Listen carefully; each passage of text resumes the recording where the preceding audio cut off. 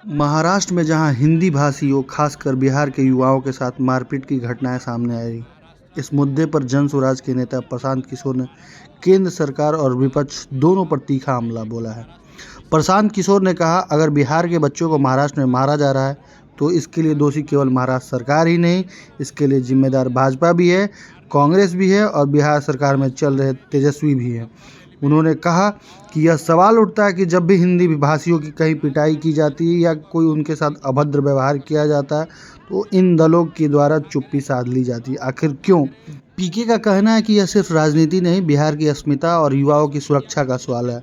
इस दौरान बिहार बंद को लेकर भी प्रशांत किशोर ने अपने साफ राय रखी। उन्होंने साफ कहा, बिहार बंद जैसा कुछ नहीं, अगर बंद होता तो ये हजारों की भीड़ यहाँ कैसे आई होती।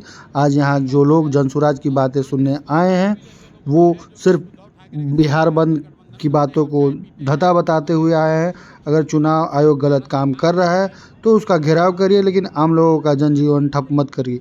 पीके का यह बयान ऐसे समय पर आया जब बिहार में कई विपक्षी दल बंद का समर्थन कर रहे हैं और जन आक्रोश बढ़ता जा रहा है। मगर पीके ने अपने चिर परिचित अंदाज में कहा कि इस मुद्दे पर कुछ कहा नहीं जा सकता, सिर्फ राजनीति की जा रही है। बिहार बंद जैसा कुछ दिखा नहीं रहा, यह सिर्फ राजद और कांग्रेस का झूठा प्रोपेगेंडा है।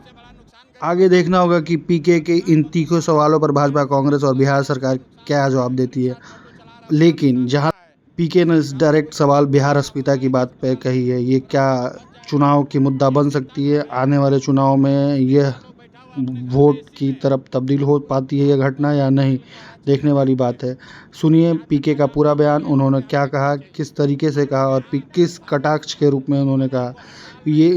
उन्होंने हमला सिर्फ मोदी और वर्तमान सरकार पे नहीं किया, जबकि विपक्ष के नेता तेजस्वी और राहुल गांधी जैसे सरीखे बड़े नेताओं पर भी हमला बोला है। यह हमला कितनी ताकतवर होती है और या कितनी कारगर होती है ये तो आने वाला समय बताएगा, लेकिन पीके ने ये हमला तीखे तौर पर बोला। सुनिए। महाराष्ट्र में जो हिंदी भाषियों को मारा जा रहा है, आप लोग को ये सवाल पूछना चाहिए कि महाराष्ट्र में किसकी सरकार है? महाराष्ट्र में भाजपा की सरकार है। मारने वाले लोग किन दलों से समर्थन पा रहे हैं? मारने वाले दलों को राज ठाकरे जैसे लंपन एलिमेंट और राज ठाकरे जैसे लोग और उद्धव ठाकरे की पार्टी मदद कर रही है।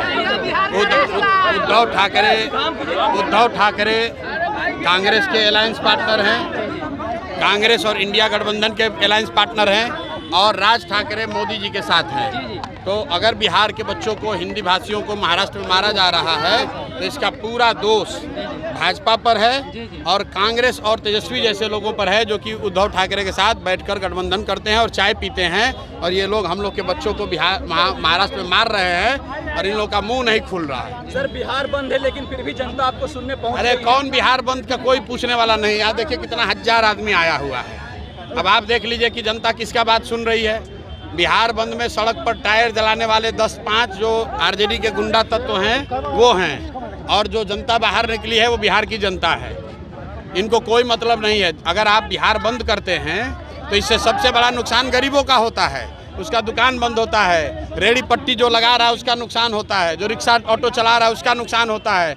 किसी के घर में कोई बीमार पड़ गया, वो जाएगा अस्पताल में तो रास्ते में फंस जाएगा। ये नेता जो हैं, ये नेता लोग बैठा हुआ अपने घर में एसी में और पूरा बिहार को परेशान करने लगे, कह रहा है चक्का जाम किए हैं। हम लोग को यहाँ चक्का जाम नहीं चाहिए, हम लोग को यहाँ फैक्ट्री चाहिए। हम लोग को हड़ताल नहीं चाहिए, हम लोग को यहाँ रोजगार चाहिए। इसलिए कोई बिहार बंद के चक्कर में नहीं है। इलेक्शन कमीशन की गलती है, नाम काटा जा रहा है, उसका विरोध होना चाहिए। लेकिन अगर आपको घेरना है तो जाके इलेक्शन कमीशन को घेरो। अगर आपको घेरना है, मोदी आते हैं उनको मोदी को घेरो। गरीब जनता को काहे परेशान करते हो भाई?